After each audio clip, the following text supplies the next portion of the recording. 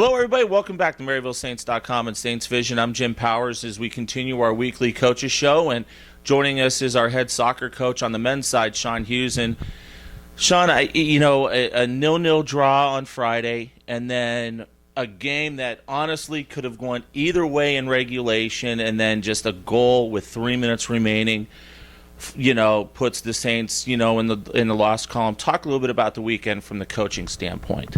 Well, from our standpoint, obviously we played Wednesday as well against Lindenwood. They were number 7 in the country going into the game, and I think we kind of turned the leaf over in terms of a defensive application.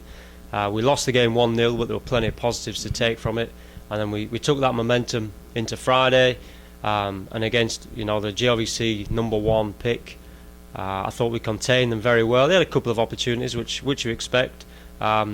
But overall, I was really pleased with the game, and I thought, okay, we can roll that on into Sunday, which we did. The performance on Sunday, our effort was great, our application, commitment, defensively very solid. We gave up a goal, obviously, there with 3 or 4 minutes to go in overtime. I just felt that we missed a little bit of quality in the final third. The game, in my opinion, was there for the taking.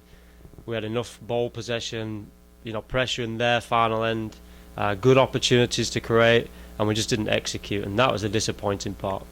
The one thing I want to talk about today is just the back line, and those guys have just done such a tremendous job over the last week in front of Christian. Talk about those guys and what they have meant to the team, in this past week. Yeah, defensively, we set up with a mindset to make ourselves more difficult to beat, and it's not just the back four and the goalkeeper, it's a collective 11. The back four obviously will take the credit, and the goalkeeper. And I said to the guys at the end of 90 minutes on Sunday, you've got to look at it and say, for 200 minutes, defensively they've done the job. Now we need somebody on the opposite side to take responsibility and help them out, because like any team, if you don't put teams away when you're on top, you'll struggle. Sure. And defensively we've done our jobs, in my opinion. You play against those 3 teams and someone says to you, you're going to concede 2 goals, you probably think you're going to win a game or 2.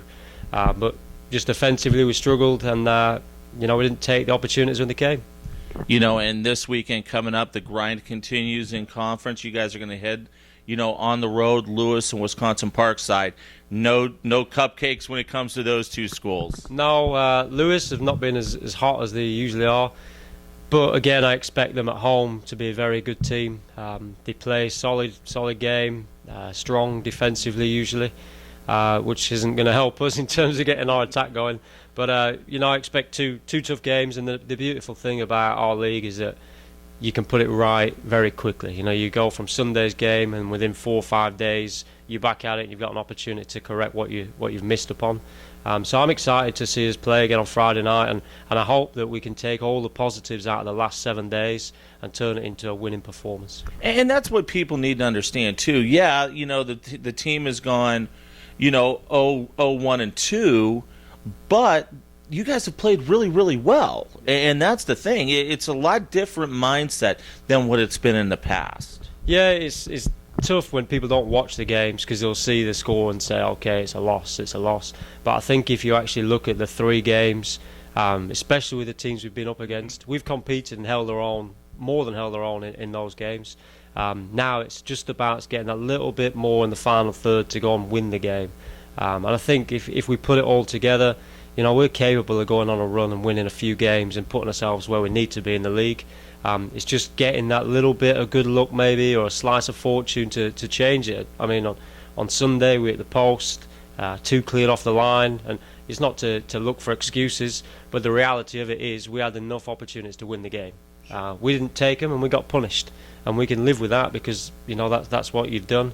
But at the same time, there's a lot of encouragement to take from the performance. And the bigger thing is, in the bigger picture, you get 2 or 3 wins in a row, that's going to move you from that, say, 12-13 spot right up into that 6-7 spot in the conference. Yep, everybody seems to be beating everybody. So, every time I flick onto GLVC on Friday or Sunday night, I mean, some of the results are just baffling to me, which is good, because it's keeping it very compact. There's Rockhurst and Quincy that are stretching their lead at the top, but everybody else seems to win one, lose one, or tie. And we're looking at it and say, okay, let's pick up a win or 2 now, get ourselves in the pack, and then, who knows what will happen the last 8 games of the league.